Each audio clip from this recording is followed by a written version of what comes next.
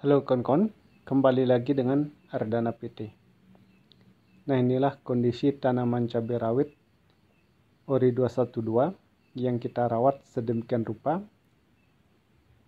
memerlukan perawatan yang cukup ekstra waktu beberapa bulan yang lalu, yaitu di musim kemarau, di mana kita ketahui bahwa di musim kemarau yang beberapa bulan yang lalu itu sama sekali tidak ada hujan, sehingga kita memerlukan teknik atau tip-tip khusus agar tanaman tetap bisa tumbuh dengan baik. Dan kawan-kawan bisa lihat hasilnya sekarang, kita sudah melakukan perawatan yang sedemikian rupa dan buahnya sudah cukup banyak, dan ini merupakan hasil daripada pemetikan yang ketiga kali. Nah, pemetikan yang pertama kita mendapatkan hasil kurang lebih 13 kilo. Kemudian di pemetikan yang kedua kurang lebih 20 kilo.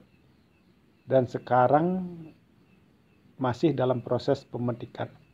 Nah, jadi kalau pada intinya kalau kita melakukan penanaman cabai secara khusus, baik itu musim kemarau maupun musim penghujan, memang sistem perawatannya agak sedikit berbeda. Khususnya sekarang di musim penghujan, yang perlu diperhatikan adalah penggunaan unsur nitrogen.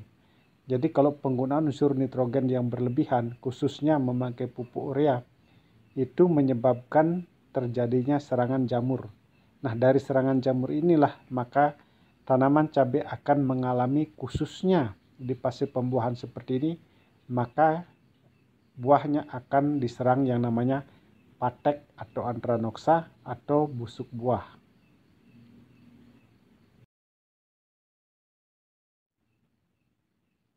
Agar tanaman cabai setelah dilakukan pemetikan tidak terserang yang namanya penyakit jamur, kita hendaknya melakukan penyepraian, kawan-kawan. Nah, penyepraian ini usahakan jangan menggunakan unsur seperti yang sudah saya sampaikan tadi, mengandung nitrogen. Itu sangat berpengaruh pada kondisi tanaman nantinya.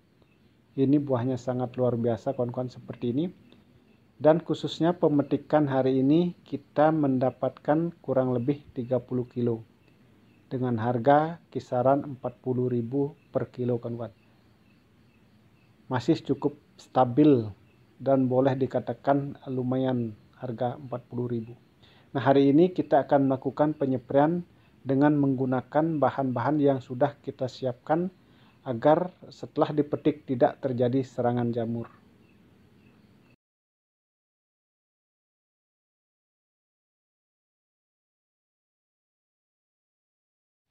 Nah, penyemprotan hari ini kawan-kawan kita menggunakan bahan-bahan seperti ini dengan takaran tangki 14 liter seperti ini. Bahan pertama adalah fungisida Beyond M ini, kawan-kawan. Kita menggunakan dosis 2 sendok makan untuk satu tangki, kawan-kawan. Kemudian yang kedua, seperti biasa kita selalu menggunakan yaitu suplemen tanaman fase generatif. Kita memakai Kalinet yaitu kalium cair dengan kandungan fosfat 12,33%, kaliumnya 13,80%, boron 1,62%. Dengan dosis kita memakainya kurang lebih masih tetap sama seperti biasa, yaitu 3 tutupnya ini atau 30 ml untuk satu gendongan semprotan, kawan-kawan. Bahan berikutnya yaitu kita juga menggunakan suplemen tanaman, yaitu kita menggunakan Morden Full seperti ini, kawan-kawan. Ini bagus memacu perakaran dan tunas, menebalkan dan memperkuat daun, serta merangsang pertumbuhan bunga. Jadi Morden Full ini bagus digunakan di fase vegetatif maupun fase generatif, kawan-kawan. Dosisnya masih tetap sama, kita memakai 3 tutupnya untuk takaran satu tangki semprot. Kemudian yang berikutnya kita memakai yaitu Pitaron SL. Ini juga suplemen tanaman. Ini bagus sekali untuk memulihkan kondisi tanaman yang terserang virus atau penyakit, kawan-kawan. Dosisnya kita pakai 30 ml atau satu tutupnya ini untuk takaran satu tangki semprot juga. Dan berikutnya kita memakai perekat, kawan-kawan. Kita pakai lantis karena di tempat kita ini hujan terus-menerus. Sekarang kita memerlukan perekat juga. Kita memakainya tidak terlalu banyak, hanya 10 ml untuk satu tangki semprot, kawan-kawan. Jadi dengan bahan ini, nah khususnya hari ini kita tidak memasukkan insektisida kawan-kawan. Cukup hanya dengan suplemen tanaman dan perkat dan ditambah juga fungisida, hanya itu.